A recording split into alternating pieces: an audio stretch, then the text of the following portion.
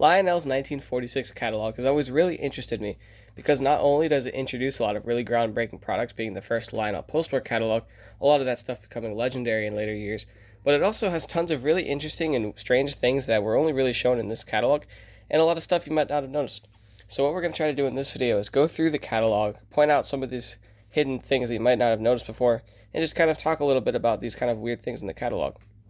So I'm just going to go through unscripted and kind of point out some of the stuff you might not have noticed in the catalog. One last thing I want to mention before we get started is that actually I'm using a website to look at the catalog as well as using this website for the images in the video, and that website is clintjeffries.com. This is a great website for not only looking at Lionel catalogs, but virtually every major model train producer prior to like the 1970s. They've got stuff from Lionel, Marklin, Marks, Ives, American Flyer, you name it, they probably have it. Tons of great catalogs here, so that's what I'll be using. Alright, starting out on the cover of the catalog, which is definitely one of the more iconic post-war Lionel covers. You can see everything here is pretty normal, but there's one thing, which this is going to be a pretty common thing in the catalog, but of course was not in reality a common Lionel product, and that is the 38 pumping water tower. If you do not know about this, this was a pretty unique piece as it was actually like a double wall design with a pump in it, and it would actually pump the liquid to simulate the water being put into a steam locomotive. And it was a pretty cool thing, but it apparently didn't work all too well. And it might have leaked, and I think the pumps had a tendency to burn out. And so they were not produced very long. So in reality, they're a very rare product, but they're going to come up a lot in this catalog. Apart from that, though, you've got the 671 turbine, the higher end O gauge, N5, as well as the Pennsy work caboose to the light, crane car. For the most part, pretty much normal stuff here. Now, these next two pages are where things really start to get interesting. I'm going to focus on the picture on the left for now. This is actually going to be where most of my kind of observations are going to come from. If you get a closer look at it, you'll actually see at first it looks like a pretty normal post-war layout, but you look closer and things start to get pretty interesting looking. So first of all, the track, that is Lionel pre-war T-rail track, not tubular track. That is regular. That is a Lionel T-rail track, of course, made before World War II to go with the scale Hudson. Also, if you look at the Sunoco tank car, you can see it actually has the early decal, which is set in the middle, and next to that is the silver coal dump car, but with the Baltimore and Ohio graphics.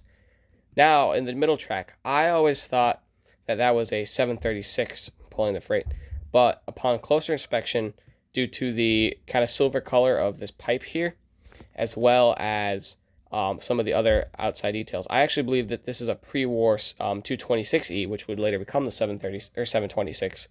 It's something I never really noticed, but just based off of a couple things, including like with the way the drivers look, I believe this to actually be a 726, not 726, sorry, a 226E, which is a pre-war locomotive. That kind of supports that is the fact that it's pulling old pre-World War II scale cars that were made to go with the 700 E scale Hudson. So you can see those there, which of course were never produced during World War II.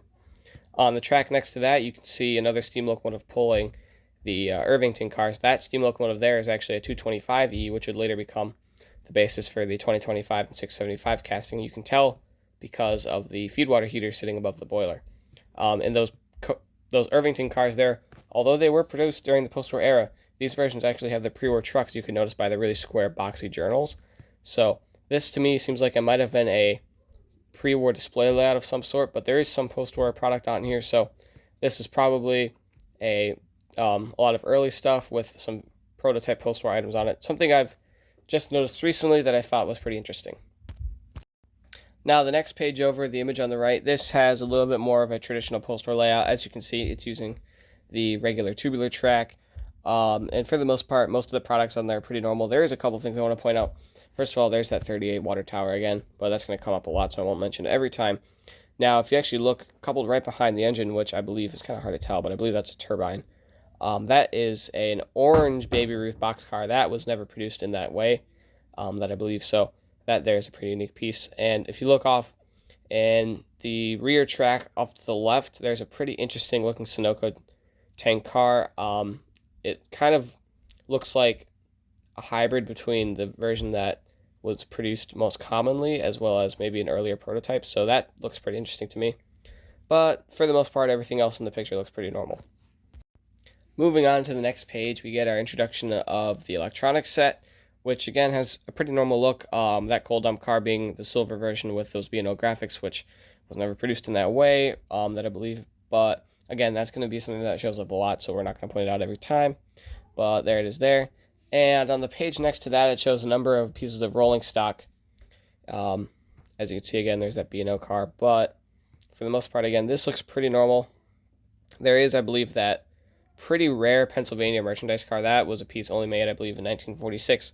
And it's pretty uncommon. It's a nice car, I believe almost scale-sized, but it wasn't produced much. It was kind of a prewar holdover, so that there's a pretty unique piece too.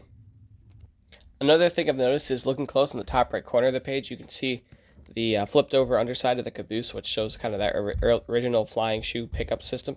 But if you look at the profile of the wheel there, it does not have the whirly wheels that a lot of the earlier cars had from like 1945 and so. So this must have been after they decided to do away with the whirly wheels, or the artist decided to illustrate it in a different way. So that's one thing I've noticed here. And now we get into the sets, some of the 027 sets. On the left here, you can see some pretty average sets. A couple pretty neat things, though. Of course, Lionel's recreation of the Dreyfus Hudson that they call the Empire State locomotive. That to me, I think, is a pretty interesting engine because it's a streamliner, and I believe other than the J class, the only streamlined steam locomotive that Lionel produced during the post-war era. And the way that it looks to me, it looks like it was likely going to be originally planned for pre-war production, but was likely canceled during the pre-war era due to World War II. In my opinion, it would have fit right in with the Torpedo Pennsylvania streamliners as well as like the Commodore Vanderbilts. So that's kind of my theory as to why this out-of-place streamliner is sitting among these 027 sets. But again, here everything seems pretty normal. The next page over on the right shows some nicer 027 sets. If you look at the switcher set on top, that crane car looks a bit different than the production model. This is again based off of that pre-war crane. But as you can see, the cab has this kind of brownish orange color, and it was never produced in that way, instead being produced with the cream, and I believe the either red or green roof, I can't remember. And again, looking down, the third set down has that orange baby roof boxcar, which also was never produced. Alright, looking on to the next couple pages, we have some nice 027 sets all headed up by the turbine, and there's a little bit to unpack here. So starting off, you can notice that 3 of the sets have the N5 cabooses on them, and as you can see, these are shown being painted brown. They were never produced during the post-war era in brown, only red. They were produced during the pre-war era in brown, but never during the post-war era, so it's pretty interesting to see that. I'm assuming, along with, again, you can see those cabs on those crane cars are in brown, that was likely done as kind of they were going to possibly try to make it look a little more realistic by painting them brown instead of the kind of brighter pre-war colors, but for some reason they decided not to do that. For the most part, though, again, some pretty basic stuff here. You know, the orange box are, dump cars, but for the most part, everything here looks pretty normal. Some nice 027 sets with some operating accessories. And now we've made it to the O-gauge sets, and again, other than those few oddball cars that we've pointed out before, everything here looks pretty normal. Some nice locomotives and cars. But yeah, for the most part here, everything looks pretty standard to production. Moving on to the next page, this has a lot of really interesting stuff on it. First of all, taking a look at the 726 Berkshire. Now, the 726 cataloged in the 1946 catalog actually differs from the production model of the 726, even the earliest versions. If you notice, right above the smokestack, right above the funnel, there is almost a smaller funnel, which I believe is based off of something on the J1 Hudson. Of course, the 226E was originally based off of the Hudson, and that casting there, I believe, would have represented the exhaust for the superheater. I could be wrong about that, but that little detail there was actually replaced with a box detail on the 726 production. So this kind of looks like a much earlier version of it, more similar to the 226E, which, as you can see, had that little smaller stack in front there. And, of course, the big thing here being the 703 Hudson sets catalog below. Now, Lionel, I guess, originally planned to produce the scale Hudson once more during the post-war era, but this was never done, likely due to them running out of money from quite an ambitious product line. Now, the 703s kind of become something of Lionel legend, being cataloged in the 1946 catalog, but, of course, no scale Hudsons would be produced during the post-war era until 1950. Even the cars they're hauling are pretty unique. As you can see, the bottom freight set has the pre-war era scale cars on it. And actually, if you look at the top Berkshire set, it has a scale caboose behind it. So some pretty interesting stuff. It would have been really cool if this would have been produced during the post-war era, but of course it never was. Moving on, the next couple pages show a wide array of locomotives and rolling stock. There's one last pretty interesting thing to point out. If you look at the O-gauge locomotives all lined up there, look very nice. you will notice that one, of course, the 703 is shown there again, even having smoke coming out. So obviously Lionel had planned on modifying the 703 or the Hudson tooling to incorporate a smoke ball, but they never were able to. Again, that very early version of the 726 looking more like a 226E. And something very interesting, if you look next in between the turbine and the 224, is what Lionel calls the 403. That is supposed to be an 060 switcher based off of the original B6 switcher tooling, I believe, but as you can see with the regular boiler front, based off of some of the pre-war switchers. That was never produced during the post-war era. Lionel never produced an 060 during the post-war era. So again, that's a pretty interesting piece to see cataloged, but of course it was never produced. And then taking a look at some of the rolling stock again, you see the same kind of strange rolling stock, as well as a return to those scale cars, and of course that early decaled Sunoco tank car down there in the corner, which is pretty interesting. Now we get a wide variety of accessories, which I'm not an expert on these, but I believe some of these accessories shown here were never produced during the post-war era, and some of them were. Like, for example, I do not believe the that station here, let's see if we can pull up the number on that. I believe it's the 115, that illuminated station based off the pre-war design.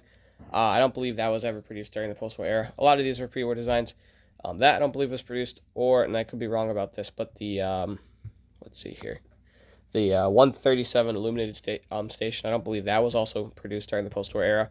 But again, for a lot of these are pretty iconic pre-war and post-war accessories. And of course, the Lionel highlighting that special water tower, which we've talked a little bit about.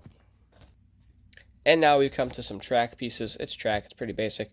But here's some pretty interesting stuff. Advertisements for not only Model Builder magazine, which at the time was owned by Lionel, but also Lionel's Chem Lab. So Lionel had acquired, I believe this is when they acquired the Porter Science Company and were producing their own science sets to compete with American Flyers, or I should say A.C. Gilbert's line of very well-known science kits. So Lionel had started to produce their own.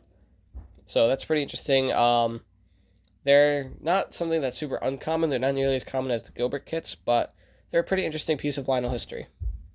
And finally, looking at the rear cover of the catalog, which also I think is a very interesting scene, you can see on the top image, very easy to spot, is that scale Hudson pulling the Madison cars once again.